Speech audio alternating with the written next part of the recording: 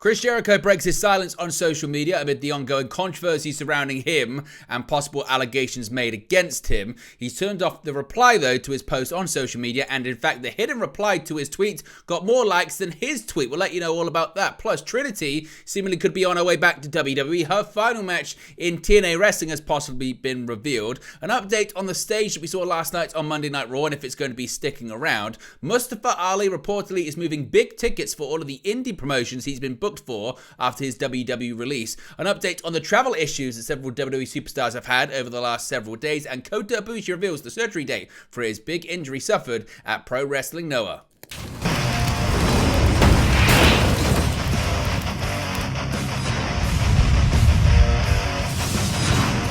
Hey guys, welcome back to Wrestling News 365. Hope everyone is doing very well. As always, there are plenty of news stories to get into in the world of professional wrestling. Let's start off talking about Chris Jericho, because for the first time, so sort of the controversy surrounding him broke. He has spoken, at least on social media anyway.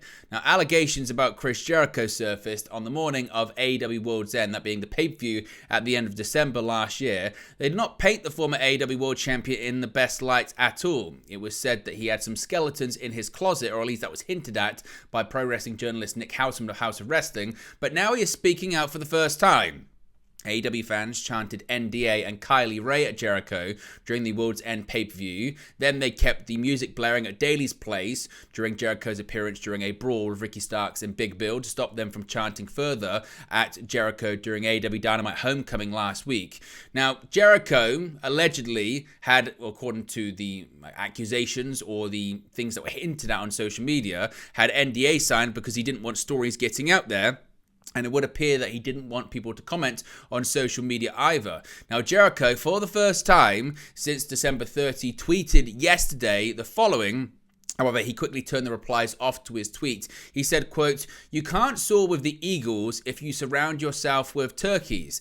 Now, what's quite interesting as well is that Jericho was obviously very, happy with the tweet, or at least happy with the message that he was sending. So he pinned it to his profile. But of course, as I mentioned, he also turned off the replies. What is quite interesting about it, as you can see right there, at the time of recording this video, the tweet in question has 1.9 thousand likes. But interestingly, as you can see in the sort of bottom right hand corner of the post, you have the icon that suggests a hidden reply. If you click on that hidden reply, the only hidden reply to the tweet is one that says the following, quote, "Did the turkeys sign an NDA?" And in fact, this hidden reply actually has more likes than Jericho's initial tweet. Again, possibly giving an inclination as to certainly social media's reaction to it. Now, after the Kylie Ray allegations broke about Jericho, clips resurfaced of Jericho downplaying Vince McMahon's hush money allegations as well. We saw trends on social media regarding fire Chris Jericho, etc. the day of World's End. Tony Khan was asked about it during the AEW World's End post-show press conference and refused to comment on the matter and speak on internet rumor and chatter.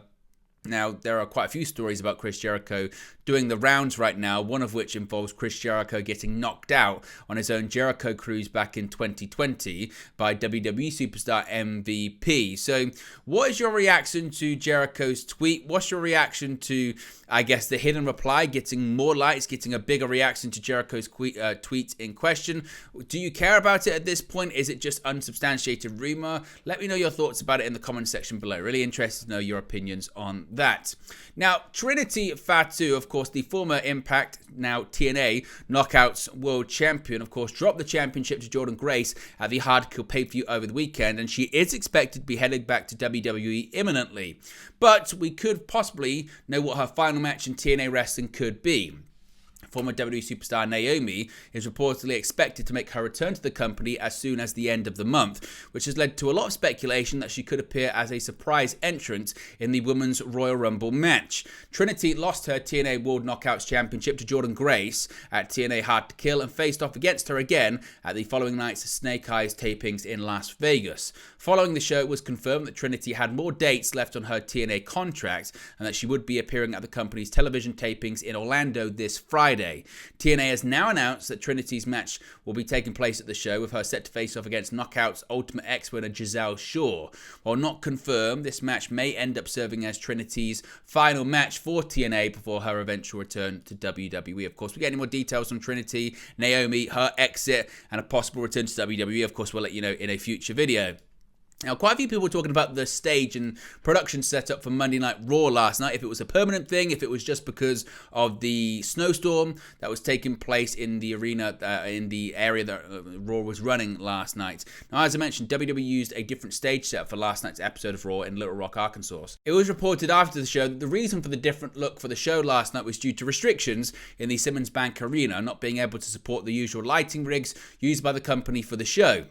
The change in stage created a different feel for the show, with many fans wondering if the change was simply a one-off or if it was going to be a permanent new look for the show moving forward. According to Sean Ross Sapp from Fightful Select, while they have yet to be given an answer as to whether or not this is a new set for the show and if it's going to be permanent, a new set for the show has been discussed internally recently. However, it must be stressed, it's not been confirmed if this is the design they're going to be going forward. What did you think of the design? Do you think Raw needs to have a different set? What's your thoughts on WWE sets at the moment? Do you like the custom sets of the 90s and the 2000s, or are you a fan of the big LED screens that we see today in both WWE and AEW now? Now, Mustafa Ali, of course, he was released by WWE, but reportedly he's doing pretty big business for the independent pro wrestling shows that he's been booked on. Now, former WWE superstar Mustafa Ali, who recently became a free agent after being released by the company, is said to be moving a lot of tickets on the indies. A multitude of released WWE stars have had their non-compete clauses come to an end about a month or so ago, such as Dolph Ziggler, who's joined TNA, and Matt Riddle, who's worked for New Japan and MLW. Another one of those names is Mustafa Ali, who recently appeared via a vignette at the New Japan Battle in the Valley pay-per-view to challenge Hiromu Takahashi to a match. As well as popping up in New Japan, Ali has also worked, or is going to work, with a multitude of indie promotions such as GCW, APC in France, C4, Warrior Wrestling, and Dreamwave. According to Sean Ross Sapp of Fightful Select, indie promoters have pointed out the movement they've seen on ticket sales after announcing Ali for shows is, quote, the most they've seen for a WWE departure in years. Mustafa Ali recently posted some graphics for upcoming matches on Twitter with a, quote, sold out stamp over them. They were a match for C4 against Vaughn Vertigo on January 19, a Dreamwave show on February 10, for which Ali is featured in the center of the poster, a Warrior Wrestling show on March 1st, where he faces Trey Miguel, and a GCW show on January 12, where he beat Gringo Loco. So Ali looks to be doing pretty big business wherever he goes at the moment.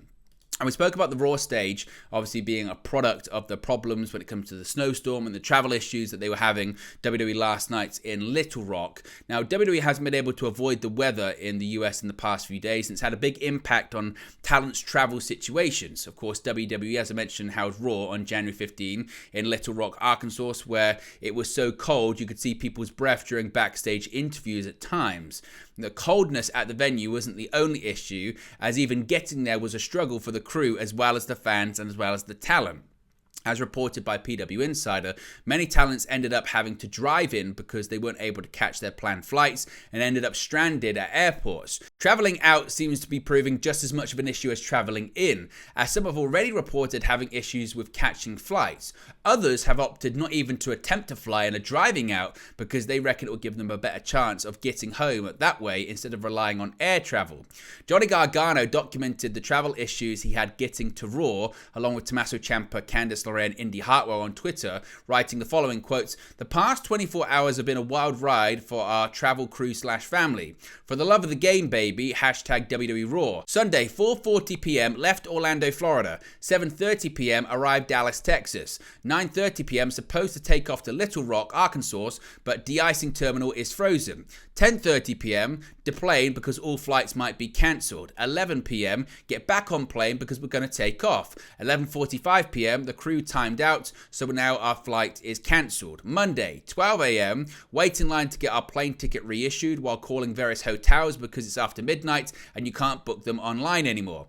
1:15 a.m. got our tickets for an 8:19 flight Monday morning. 1:45 a.m. arrive at our Dallas hotel. 6:45 a.m. wake up and find out our flight is delayed until 10 a.m. 7:45 a.m. get a 30-minute workout in.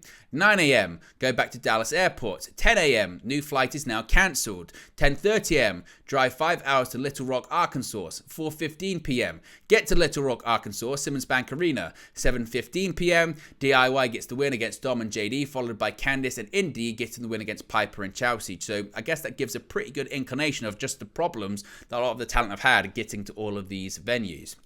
And finally, an update on Kota Ibushi, of course, amid his injury troubles at the moment. An update has emerged on AEW star Kota Ibushi's injury status, with the Japanese star set to undergo surgery. Ibushi was taken to hospital after appearing to suffer injuries to both ankles during his match against Namochi Marufuji on the January 2nd Pro Wrestling Noah The New Year 2024 show. It was later revealed that on his right ankle, Ibushi had sustained a tibiofibular ligament tear and a lateral ligament complex. Ibushi had previously indicated that he was set to have surgery. The AEW star has now taken to Twitter to share a photo of himself in hospital, which can be seen on the screen right now. Ibushi revealed that he's set to have surgery tomorrow, that being January 17, writing the following today, quote, "Long time no see. It feels unusually long. Things won't go on as before. I hope tomorrow's surgery is successful. As long as I can walk, that's enough. I don't need anything else." Now, Ibushi signed with AEW in November 2023 after making a number of appearances with the company. Ibushi last wrestled for AEW on the November 15 edition of Dynamite, teamed with Kenny Omega, Chris Jericho, and Paul White to score a victory over Brian Cage, Konosuke Takeshita, Kyle Fletcher, and Powerhouse Hobbs in the Like a Dragon street fight. Of course, we wish Ibushi a safe and healthy recovery. But there you go, guys. It's the latest pro wrestling news for you. Be sure to smash a like on the like button. Be sure to subscribe, bottom right-hand corner. As always, let me know your thoughts in the comment section below, and I'll speak to you again very, very soon. Hey guys, thank you for watching, listening, streaming, or however you come across this video today. Be sure to click on the video on the right there to watch our next video, or click the bottom there to subscribe, or the bottom right hand corner. Thank you very much, and I'll speak to you again very soon.